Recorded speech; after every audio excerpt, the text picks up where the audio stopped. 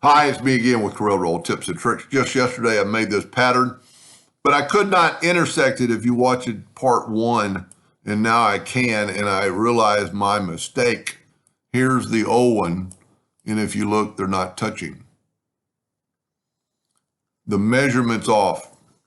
My measurement's not really off, but it's off. And if you didn't watch the first one, you'll be a little bit lost with that. We got an 8-inch from there to there.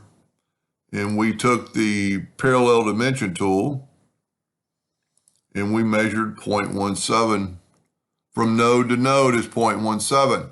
So I changed my duplicate distance 0.17. But is it really 0.17 when you're working with this? So with the parallel dimension tool picked, you can go right here and change and look. Well, maybe I got to measure it again.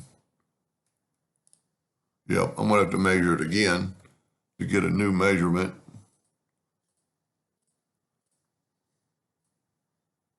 .17, and then go up here. Look at this, it's 0.1743, almost 0.5% more, or 0.5 of thousandths, or whatever it is. So what we need to do is take 8 minus 0.1743. You wouldn't think it would make a difference, but now when we Control D and make a duplicate, it's dead on. The squares are perfect. So we'll just go ahead and continue it.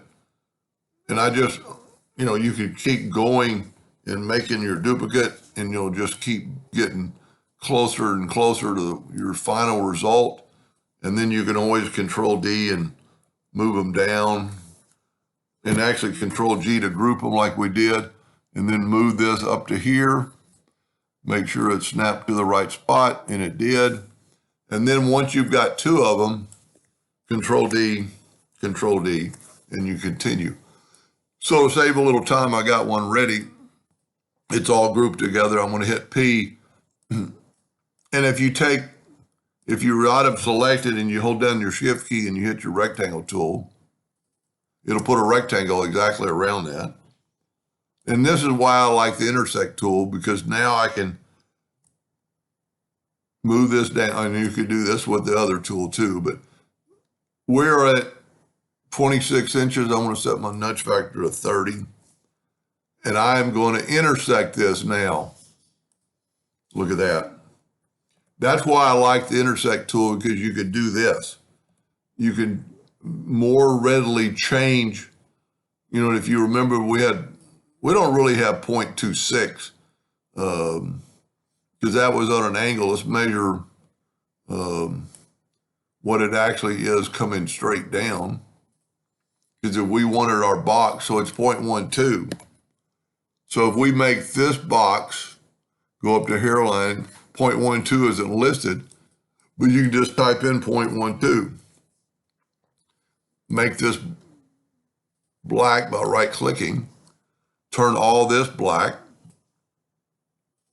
and nudge this over, and you can put that green in there. Of course, we need to go to Object, Order, Backup Page, and there is that. Of course, I didn't make a square this time. I made a rectangle, but that's how, my border is the same width as my lines, and like in the first video, if you want to change that color to that drab green, Smart Fill, grab the eyedropper tool, grab a piece of that and put it in that, see, it's trying to do just the fill. And that's one reason I like the intersect tool, because now I can move this out of the way. That green is still loaded. They still got to go back a page. And there you have it, and my border is still there. Pretty cool pattern. I kind of like it. I don't know what you would use it for, but anyway, I hope that helped a little bit. Thank you for watching.